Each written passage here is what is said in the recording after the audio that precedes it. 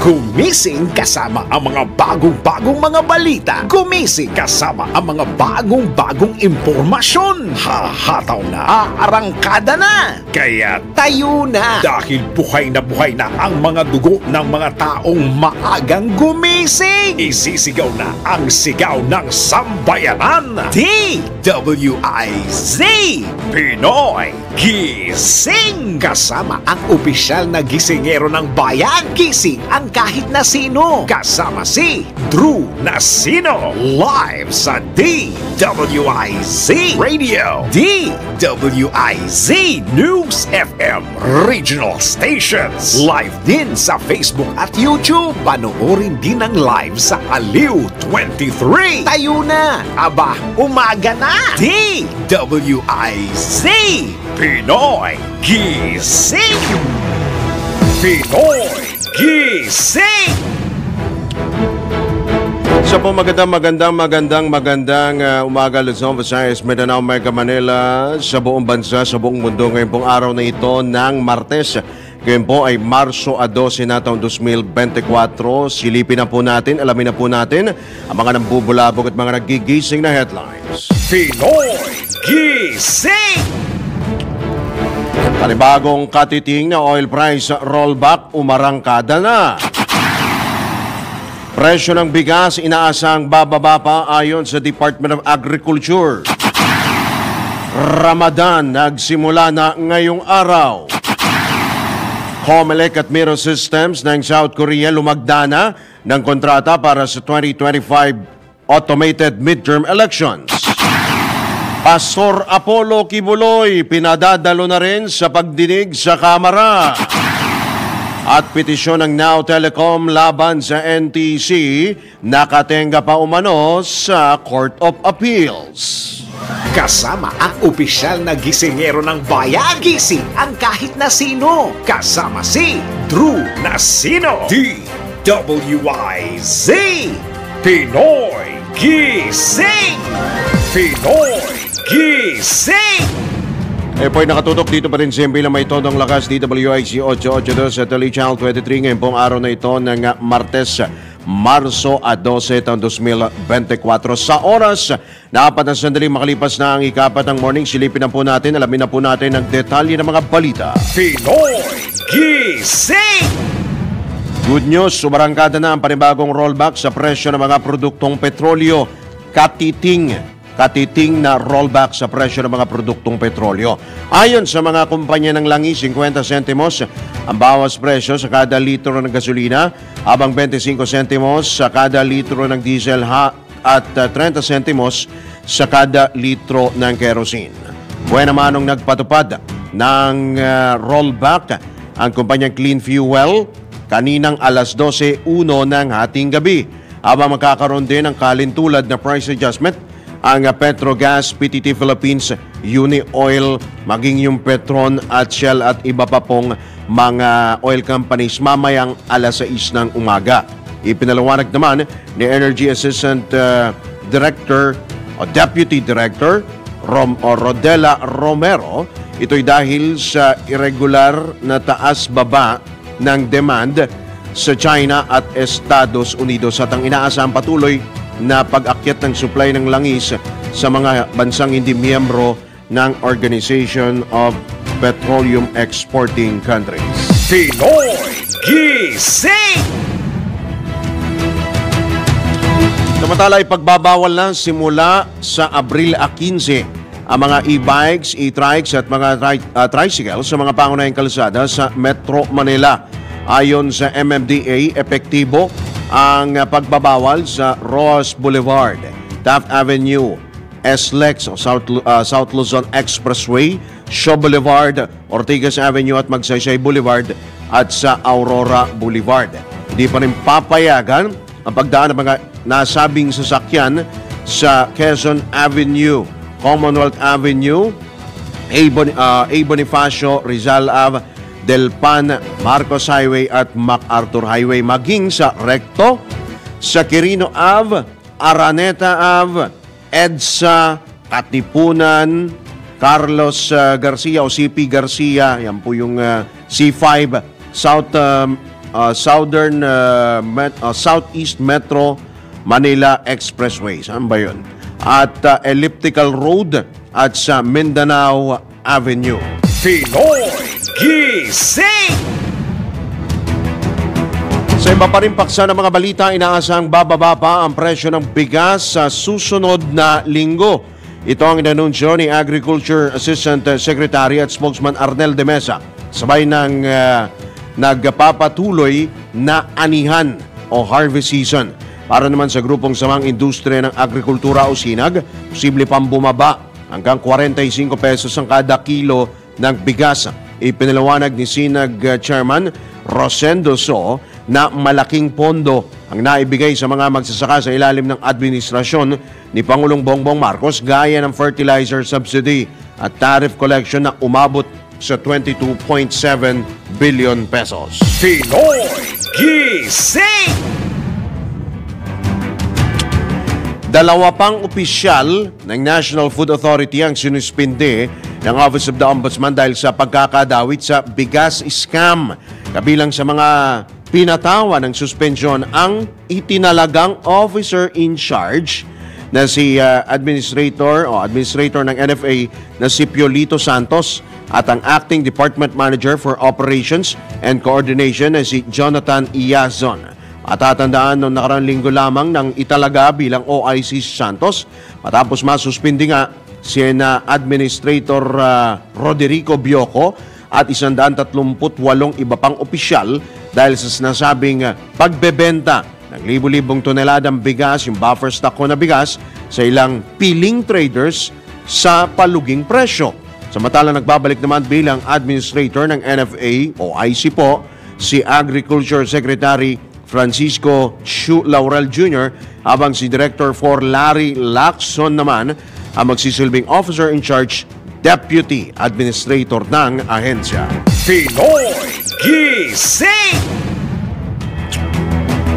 Kaugnay pa rin yan, ibinunyag ni Senator Raffy Tulfo ang pamamayagpag ng isang mafia sa National Food Authority na sangkot umano sa pagbebenta ng bigas sa mga rice traders sa paluging presyo. Pinangalanan ni Senator Tulfo ang mga sangkot sa korupsyon na pinangungunahan ni NFA Administrator Rodrigo Bioco at mga sales official na sina Alwin Uy, Charles Alingod, Max Torda at Navarro.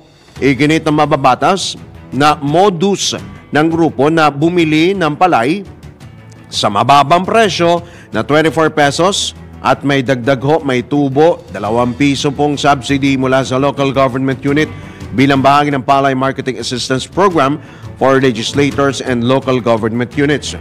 Uutusan o aatasan naman ni Bioco si Director Alwin Uy at Charles Alingod para tukuyin ang stocks at atasan ang Quality Assurance Officer na mag-issue ng isang laboratory analysis report na magdedeklara na nasa maayos o na wala sa maayos na kondisyon ang mga stocks kahit ito'y good stocks.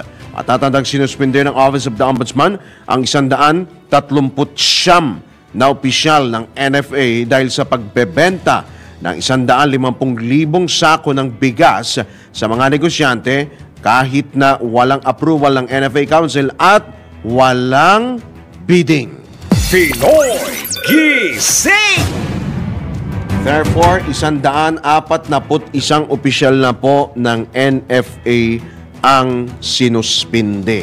Dahil nadagdag po sa listahan, ito pong nagsilbing OIC na ang ahensya na si Piolito Santos. At yung isa pa pong opisyal na si, yung kasama ho niyang opisyal, si Jonathan Iazon, yung Acting Department Manager for Operations and Coordination. So, 141 opisyal na po ang sinuspinde dyan po sa NFA.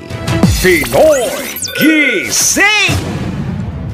Sa iba pa ring balita, nagsimula na ang unang araw ng banal na buwan ng Ramadan. Dito po yan sa Pilipinas. Ito ang inanunsyo ng National Commission on Muslim Filipinos matapos kang hindi mamataan ang crescent moon o hugis suklay ng buwan nitong linggo ng gabi. Taon-taong nagsasagawa ang Bangsamoro de Rolifta ng moon sighting activity sa bansa upang makita masilayan ang crescent moon na hudyat ng pagsisimula ng banal na buwan ng Islamic calendar. Ipinalawanag ng BDI na nanguna sa moon sighting sina Abdul Rauf Giliani, Grand Mufti Sheikh ng Bangsamoro at iba pang religious sectors sa Cotabato City, Iligan City, Maguindanao del Norte, Basilan, Sulu at Tawi-Tawi. Kaugnay pa rin yan, hinimok naman ng National Commission on Muslim Filipinos ang mga hindi Muslim, mga non-Muslim na irespeto ang mga nag-aayuno, nagfa-fasting ngayong Ramadan. Ayon kay Ismail Abdul, National Capital Region Cultural Affairs Chief ng NCMF, isang hamon para sa mga kapatid nating Muslim na hindi kumain at uminom ng tubig habang nakikita nilang ibang taong gumagawa nito. Suwesyon pa ng NCMF, hindi dapat masyadong ipakita sa mga Muslim ang mga pagkain lalo't kung, eto na nga, kung naaamoy nila ito. Ipinalawanag pa ni NCMF, NCR Cultural Affairs Chief Abdul na napakahalaga ang buwan ng Ramadan dahil ito ang pagbabalik loob ng mga Muslim at panahon upang gumawa ng kabutihan. Pinoy Gising! Mahigpit naman ang tinututukan ng Philippine National Police ang seguridad sa iba't ibang bahagi ng bansa, lalo dun sa mga Muslim areas sa paggunita ng Ramadan ngayong araw. Ito ang tiniyak ni PNP spokesperson Colonel Jean Fajardo kasabay nga ng pagbati sa Muslim community. Ayon kay Colonel Fajardo, masaya ang pambansang pulisya at nakikiisa sila sa okasyon. Kapatid na nag-deploy na ng mga pulis sa mga identified areas sa mga kaganapan kaugnay sa Ramadan upang matiyak ang mapayapang paggunita. Pinoy Gising! Samantala, nilagdaan na ng Commission on Elections at Miro Systems Company Limited ang kontrata para sa mga bagong automated election system para sa 2025 midterm elections. Pinangunahan ni na COMELEC Chairman George Garcia, COMELEC Commissioner Ray Bulay at Miro President Chung Jin Hook ang paglagda sa naturang kontrata. Ayon sa COMELEC, saklaw ng 17.99 billion peso contract ang mahigit 100 makina at peripheral materials kabilang ang mga ballot box, laptops at iba pang kailangan sa pag-iimprenta para sa 2025 polls. Dahil dito, tiniyak naman ng Miro Systems Company Limited na susunod sila sa Terms of Reference TOR ng COMELEC kasabay ng paniguro ng isang malinis at mapayapang halalan sa 2025. Matatanda nagwagi sa bidding ang nasabing South Korean company para sa isasagawang halalan.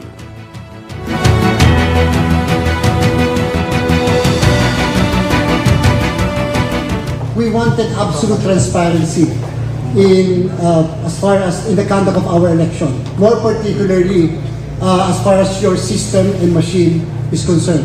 And that's the reason why I got this guarantee. We got this guarantee from Bureau System that 2 weeks before the conduct of the election, they are going to give everything to the Commission on Election.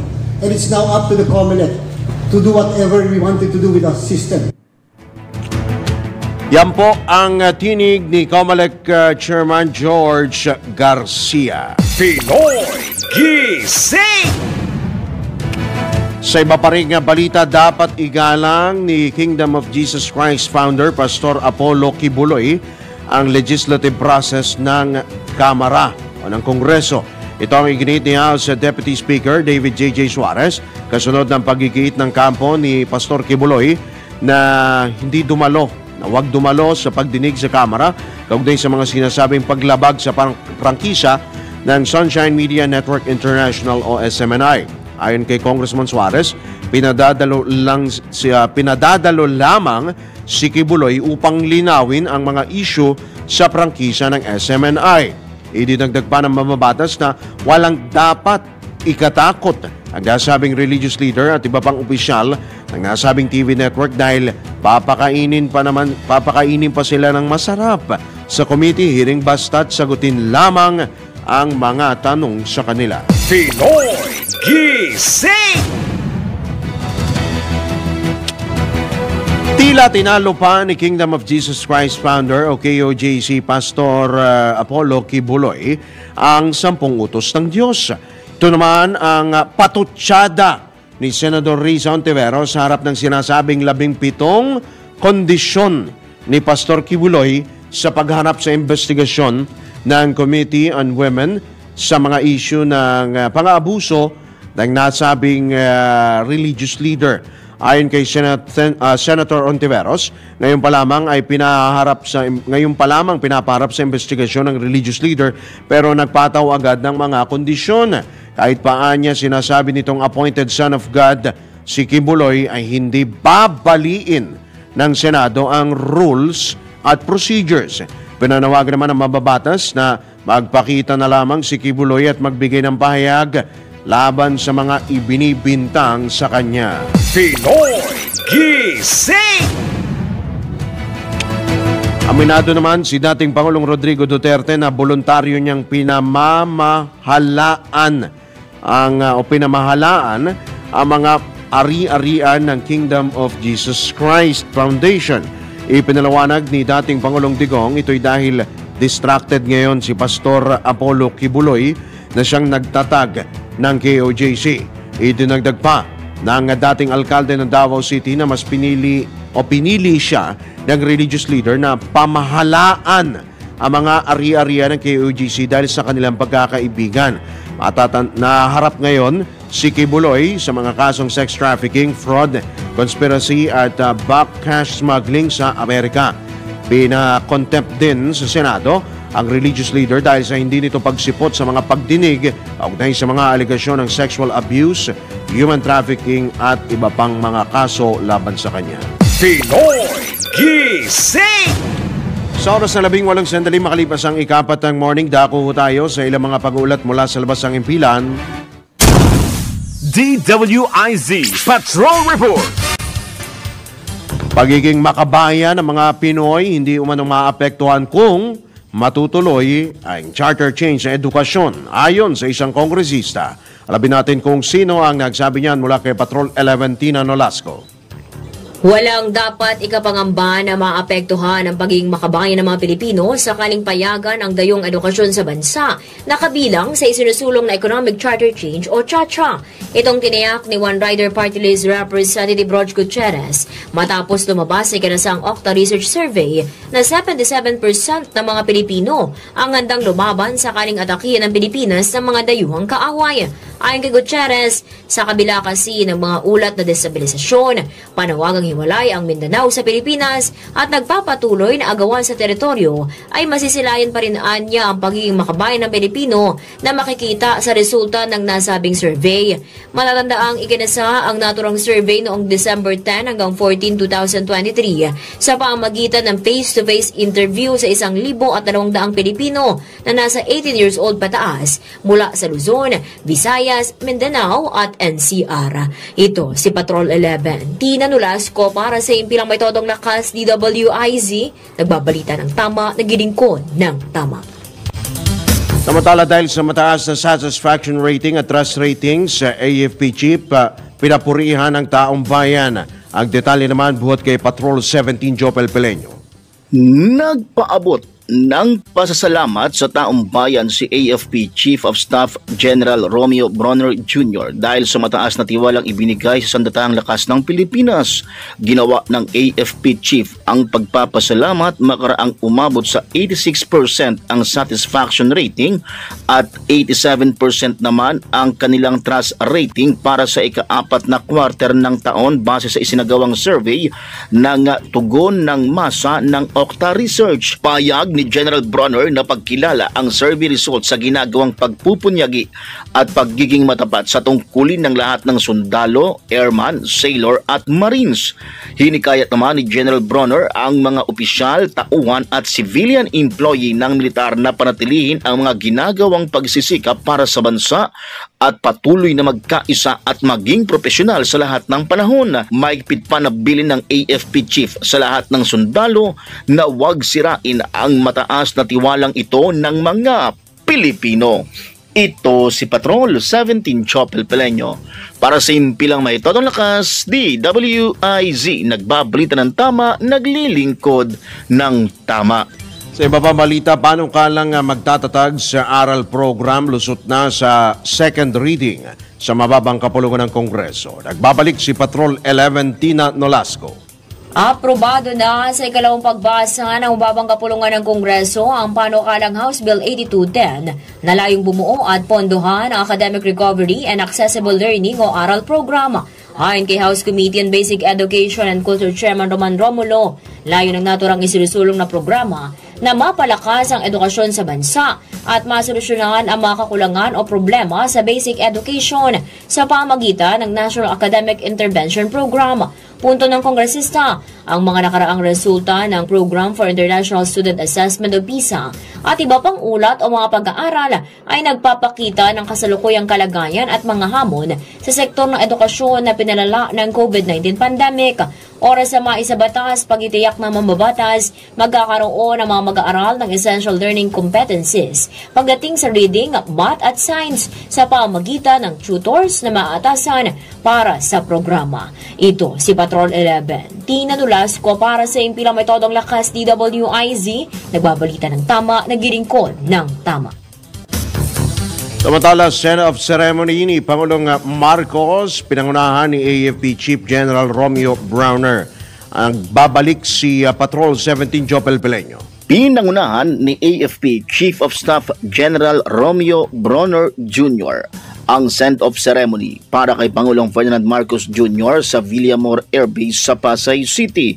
Kasunod ito ng pagtungo ng Commander-in-Chief sa Germany at Czech Republic mula March 11 hanggang March 15.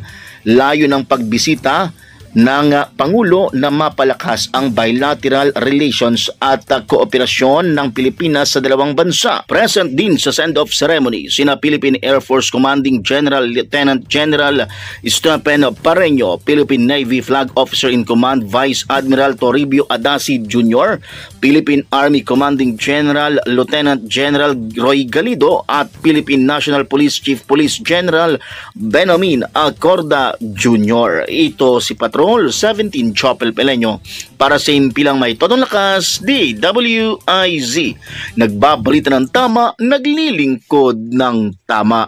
Kapag may bagong balita, naka-on air, agad-agad DWIZ Patrol Report. Alright, maraming salamat si Patrol 17 Chopel Peleño. Unang bugso po yan ng mga pag-ulat mula sa labas ng impilan. Yung binabanggit natin kanina sa balita ko sa e-bikes at e-trikes, yung Southeast Metro Manila Expressway, ito pala yung ginagawa pa lang pala. Ito ho ay magdurugtong sa ilang lugar dyan po sa Lalawirang Rizal at Metro Manila. So ginagawa pa lang pala ito. Ha? So ulitin ho natin, ha? April 15 para ho ito sa mga gumagamit po ng e-bikes, e-trikes at tricycle. Ang sabi po ng MMDA, epektibo po sa nasabing petsa. Bawal na po kayong dumaan sa Roas Boulevard, Taft Avenue, of course, SLEX, Expressway yan, Shaw Boulevard, Ortigas Avenue, Magsaysay Boulevard, pati sa Aurora Boulevard. Ang Magsaysay tsaka Aurora Boulevard, magkarugtong po yan. Hindi pa rin na papayagan yan sa Quezon Ave, Commonwealth Avenue, sa may Elliptical Road, A. Bonifacio, Rizal Avenue, dyan ho sa Kangkalu hanggang sa Maynila, sa may Delpan, sa Tondo, sa Marcos Highway at sa MacArthur Highway po ito. From Malabon to Valenzuela. Ito po ay sa MMDA ang impormasyon galing po sa MMDA. Bawal din po sa Recto. Ako di paano yung mga nasa Divisoria, sa may Quirino Ave, Araneta Ave, EDSA, Katipunan, CP Garcia o C5, pati ho doon sa Mindanao Avenue. Bawal na po kayo simula sa Abril 15 po yan ngayon pong taon. So aabangan po natin kung ano po ang magiging mga update po rito, ano? Dahil napakarami na po ang gumagamit nga po nitong mga e-bikes, e-trikes. Yan pong hakbang na yan ay bahagi po ng regulasyon, no? Pagre-regulate po ng MMDA sa mga e-bikes at mga e-trikes na anilay nakasasagabal na umano sa daloy ng trapiko, lalo po sa mga pangunahing kalsada sa Metro Manila. Pinoy Gising! Gising ang kahit na sino. Kasama si Drew Nasino. DWIZ. Pinoy Gising! Pinoy Gising! Alright, tayo po nasa ikalawang bahagi na po ng Pinoy Gising. Sa pagkakataon ito, alamin ho natin ang ilan pang mga pag-uulat mula sa labas ng himpilan. DWIZ Patrol Report. Wellness Dialogue ikinasa ng Philippine Army. Alamin natin kung ano yan. Nagbabalik si Patrol 17 Jopel Peleño. Nagsagawa ng Healthy Lifestyle Talk sa tropa ng militar at civilian human resource ang Office of the Army Chief Surgeon na ginanap sa headquarters ng Philippine Army sa Fort Bonifacio, Taguig City. Dito natalakay ng mga medical practitioners ang importansya ng mental health, nutrition at annual physical examination lalo na sa mga sundalo. Kaya naman hinimok ng mga medical specialists ang lahat ng miyembro ng organisasyon na pangalagaan ng sarili kabilang na ang kanilang mental at spiritual health. Ayon sa buong katiyan ng Pilipinas, binibigyang prioridad ang health and fitness ng mga sundalo upang mapahusay at mapanatili ang kanilang performance and readiness sa pagtupad sa sinumpaang tungkulin sa bayan. Naniniwala si Army Commanding General Lieutenant General Roy Galido na sa pagkakaroon ng maayos na kalusugan, tiyak na mas magiging matagumpay at responsable ang bawat miyembro ng AFP. Ito si Patrol 17 Jopel Peleño para sa Impilang May Todong Lakas, DWIZ. Nagbabalita ng tama, naglilingkod ng tama. Kapag may bagong balita, naka-on air, agad-agad, DWIZ Patrol Report. Matala, tanggap naman tayo ng police report. Ihatid ang ating Metro Patrol. Metro Patrol Report. Mula dyan sa Kamanava, alamin natin ang balita mula kay Beth Samson. Aling Beth? Murder ang kasong ipinataw sa isang suspect makaraang saksakin hanggang mapatay ang kalugar sa Navotas at tumakas makaraan ng pananaksak sa biktima at hindi na umabot sa Navotas City Hospital. Sanhi ng mga tinamang saksak sa iba't ibang bahagi ng katawan. Kinilala ni Navotas Police Chief Police Colonel Mario Cortez ang biktimang si alias Fred, 45 ng A. Cruz Street, Barangay Tangos sa South Navotas. Nakapiit naman ngayon sa detention cell ng Navotas Police habang nahaharap sa kasong murder ang suspect na si alias Victor, 43, isang mangingisda at residente din sa nasabing lugar. Ayon kay Police Colonel Mario Cortez, alas 9 ng umaga na maganap ang pananaksak sa suspect sa biktima sa hindi malamang dahilan sa kahabaan ng A. Cruz Street, Barangay Tangos South. Matapos naman ang insidente, mabilis na tumakas ang suspect sa hindi matukoy na direksyon, dala ang ginamit na armas habang isinugod naman ang biktima sa nasabing pagamutan, subalit hindi pa rin ito umabot ng buhay. Sa isinagawang follow-up operation ng mga tauhan ng Police Substation 2, sa pangunguna ni Police Captain Edward Adriano ay naaresto ang suspect at nakuha sa kanya ang isang patalim na ginamit sa pananaksak. Ako, si Metro Patrol Beth Samson para sa Himpilang May Todong Lakas, DWIZ. Nagbabalita ng tama, naglilingkod ng tama. Pinoy Gising! Alright, maraming salamat si Aling Beth Samson mula po dyan sa lungsod ng Kangkalu. Tayo po ay magtungo sa ilang pa mga detalye. Pinoy Gising! Sa oras na 36 na sandali makalipas ang ikapat na ng morning, nakabinbin pa rin ang petisyon ng Now Telecom Company Incorporated sa Court of Appeals laban sa National Telecommunications Commission o NTC. Ito ang ibinunyag ng Now Telecom kaugnay sa kanilang hirit na ideklarang labag sa batas ang guidelines ng bidding ng NTC sa pagpasok ng bagong kumpanya sa telco industry. Ayon sa nasabing telco, hanggat wala pang pinal na desisyon ng Korte Suprema sa merito ng nabanggit na kaso valid o may bisa pa rin ito. Idinagdag pa ng Now Telecom na walang kaugnayan ang mga pagdinig sa Regional Trial Court o sa Supreme Court sa hinahabol nilang frequency na 1970 MHz hanggang 1980 MHz, 2160 MHz.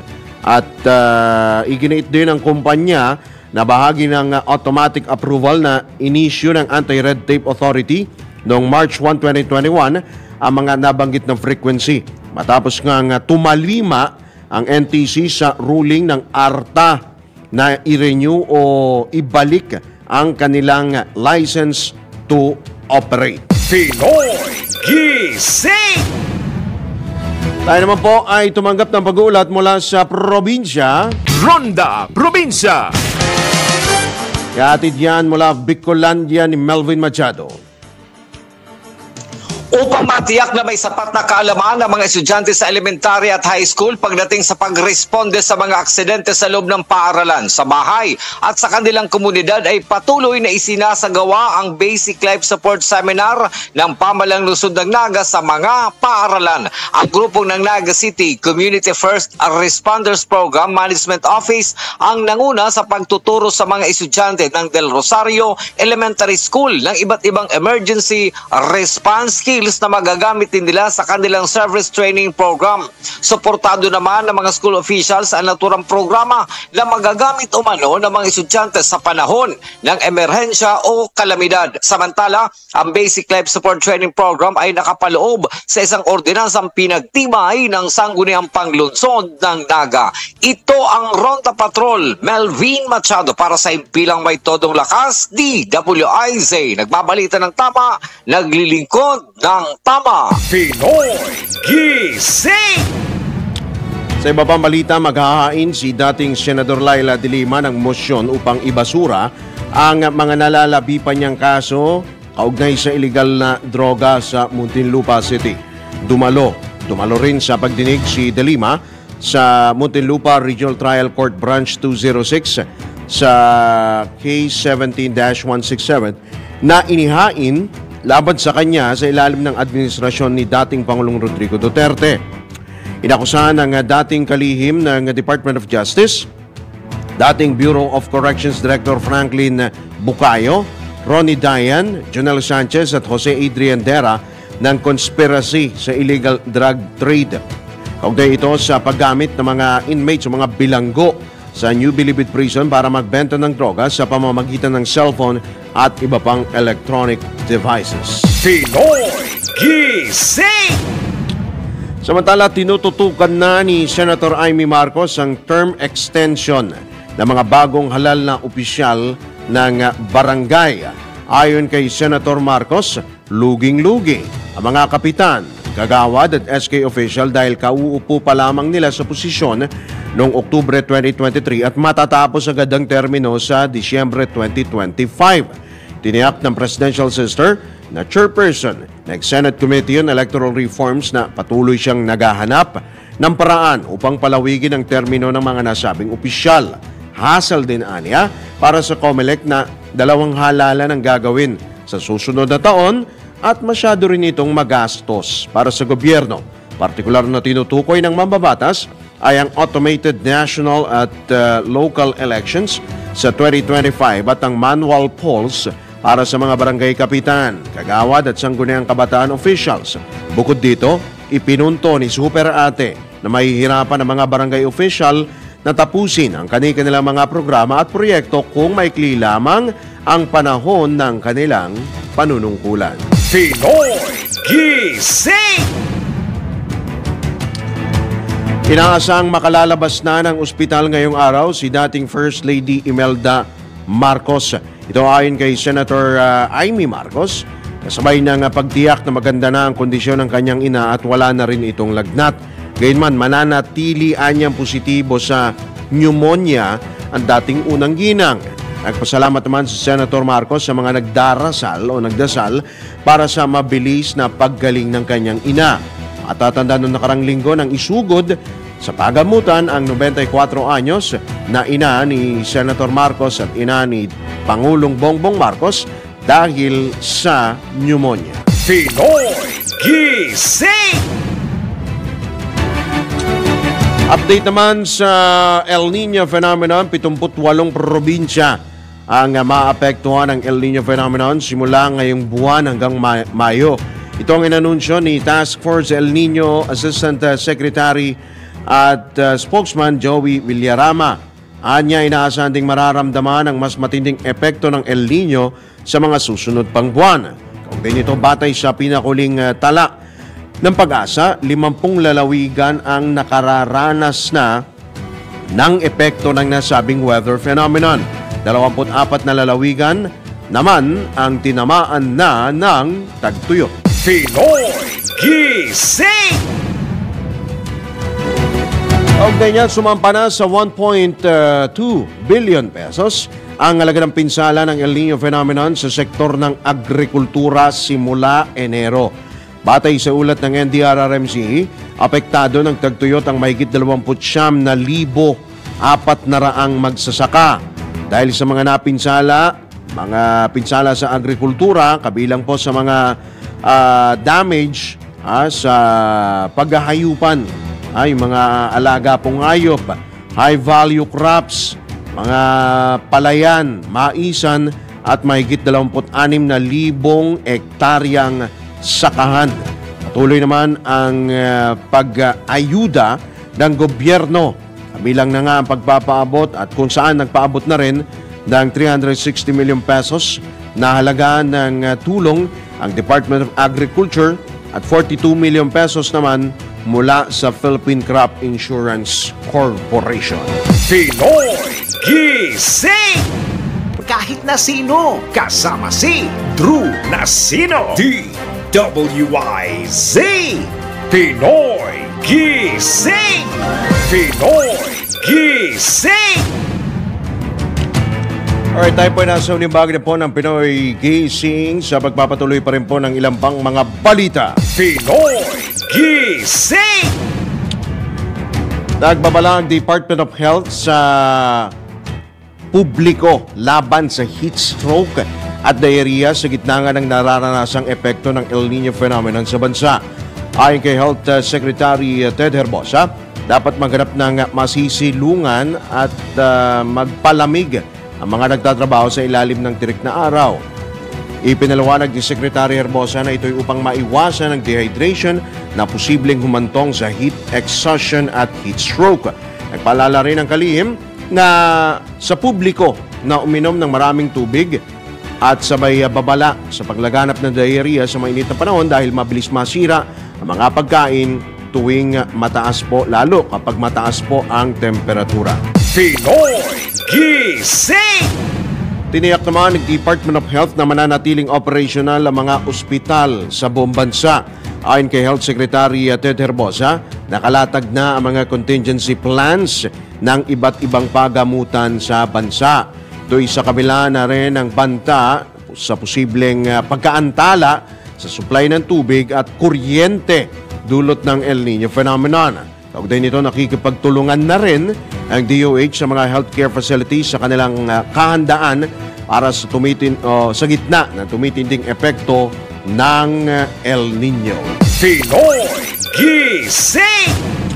Speaking of kuryente, dapat repasuhin ang Electric Power Reform Act o EPIRA Law upang mapababa ang presyo singil sa kuryente sa bansa. Itong binigyang din ni United Filipino Consumers and Commuters President RJ Javeliana sa panayam ng DWIZ. Kasunod na rin ang anunsyo ng Meralco na magkakaroon muli ito ng dagdag singil sa kuryente ngayong Marso. Bukod dito, sabi pa ni Javeliana na kailangan na ng energy plan upang maging maayos. Kailangan na raw ng energy plan ng gobyerno upang maging maayos ang serbisyo ng kuryente at abot kayang presyo ng mga consumer. Napakaalaga po na ma-review talaga ito dahil kung ito ay na-review at nakitang hindi naman nag-serve para sa interest ng Estado, ng gobyerno, ng publiko, ng mga konsumerante, doon tayo gumawa ng habang. Okay. At kinakailangan na rin natin ng isang seryosong energy plan. Kung pang 50 taon na energy plan, na hindi po yung every new administration ay saka lang nagkakaroon ng papalit-palit pa ng mga energy plan. Kinakailangan talaga para maging industrialisado ang isang lugar, ang isang bansa, ang isang komunidad. Kinakailangan niya ng tuloy-tuloy na serbisyo ng kuryente at abot kaya ng presyo ng kuryente para sa kanyang mga konsumerante. Ipinanawagan naman ni Javeliana na dapat pag-aralang mabuti ang pag-amyenda sa Ligang Batas kung makatutulong ba ito sa public utilities at hindi dapat pagkakitaan ng gobyerno. Palagay ko dapat pag-isipan natin ng 1 milyong pesos. Lalong-lalo na po pagdating po sa usapin ng public utility. Ang public utility po ay trabaho yan ng pamahalaan kung paano ayusin ang serbisyo ng transmission, generation, ng distribution, kahit po itong mga transportation, telecommunication, itong mga pantalan, itong mga tinatawag nating mga airport, telecommunication. Kailangan po ang gobyerno po natin ay nasa unahan yan. At yan po ay hindi dapat pinagkikitaan. Yan po ang tinig ni United Filipino Consumers and Commuters President RJ Javeliana sa panayam ng DWIZ. Pinoy Gising! Samantala, imposibleng makabuo ng perfect vaccine para sa COVID-19 virus. Ito ang binigyang diin ni Dr. Alan Landrito, Integrative Medical Doctor ng Concerned Doctors and Citizens of the Philippines, at kanyang ipinunto na ito'y dahil sa patuloy na pagbabago ng nasabing virus. Sa panayam ng DWIC, hinihayag ni Dr. Landrito na hindi perpekto ang COVID-19 vaccine dahil hindi nito lubusang mapapatay ang virus, bunsod nga ng nagpapatuloy na mutation nito. Ang mga bakuna, kung tinawag siyang perfect vaccine, walang problema Kagaya ng measles, okay po yung mga vaccine na yan, di ba? Itong PPT, diphtheria, pertussis, tetanus. Pero itong COVID, hindi ho ito perfect vaccine. This is an imperfect vaccine. Bakit? Ang coronavirus, every year nagme-mutate po yan. Or within a year, several times magme-mutate siya. Kaya hindi pwede makadevelop dito sa COVID-19 or any coronavirus for that matter ng isang perfect vaccine. Kaya ang gusto nila, i-boost yung mag-booster dose every 6 months Ipinalawanag ni Dr. Landrito na sa halip na magpabakuna, dapat hayaang mag-develop ng natural immunity ang isang individual laban sa COVID-19. Dapat kasi kung talagang perfect vaccine niya, nagpabakuna ka, hindi ka na magkaka-COVID. Pero ang gusto naming sabihin pa noon pa, asahan na lang natin kasi ang case fatality rate, mahinang virus lang ito kung tutuusin 1% lang ang case fatality rate nito So ibig sabihin, hayaan na natin magkaroon ng natural immunity yung taon, mahawa tayo ng virus, mag-develop ng natural immunity, yun ang walang katumbas na immunity, hindi na tayo magkaka-COVID. Nakalulungkot, yung iba nagka-COVID, nag-develop ng natural immunity, binakunahan pa, nasira tuloy yung natural immunity. Yan po ang dinig ni Dr. Alan Landrito, Integrative Medical Doctor ng Concerned Doctors and Citizens of the Philippines sa panayam ng DWIZ. Pinoy Gising! Binigyang diin ni ni Undersecretary Gilbert Cruz ng Presidential Anti-Organized Crime Commission na maiging unahin ang pagtukoy sa mga nagmamay-ari ng loose firearms. Ito ang tugon ni Cruz sa pagpapahintulot ng Philippine National Police na magmay-ari o magbitbit ng mga semi-automatic rifles ang mga sibilyan. Sa panayam ng DWIZ, inihayag ni Yuse Cruz na mahigit 1 milyon pa ang mga loose firearms sa bansa. Kasi meron pa tayong mga loose firearms. Sabi nga nila, it's more than 1 million pa yung mga baril na hindi nakarehistro at nakakalat sa karsada natin. Siguro po mas okay sa akin na na at least ma-account muna natin yan, malaman natin kung nasaan yung mga yan. Kasi once na nakuha na natin yung mga yan, malaking kabawasan sa krimen yan. Opo.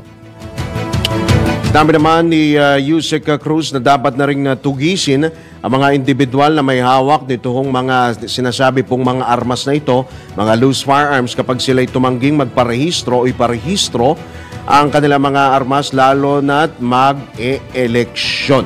Magandang panimula, pero kailangan alamin muna natin yung kung sino yung mga may hawak ng mga loose firearms. Ngayon, kung ayaw talaga nilang iparehistro yan, tugisin na lang sila. Para di na nila magamit sa kalokohan yan. Lalo na ito, may election tayong darating. Yun nga po.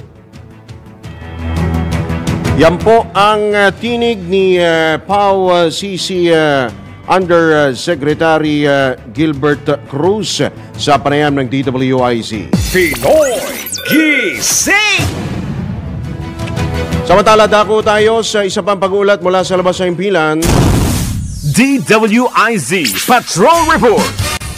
Mga proyektong may kaugnayan sa patubig pinapapaspasan na ng pamahalaan. Detalye hati di Patrol 13 Gilbert Perdes. Inaapura na ng National Irrigation Administration o NIA ang mga proyektong may kaugnayan sa patubig. Sa katunayan, sinabi sa Bagong Pilipinas ngayon ni NIA Administrator Engineer Eduardo Guillen na marami na sa mga proyekto ang na-turn over nila sa mga lokal na pamahalaan at nagagamit na raw ng mga magsasaka. Sa tala ng ahensya, sinabi ni Guillen na 20% ng irrigated lands ang may tuturing na vulnerable sa El Nino, pero dahil sa mga proyektong ito ay marami na silang napatubigan. Ginagamit na raw anya nila yung alternate wetting and drying o yung AWD technique.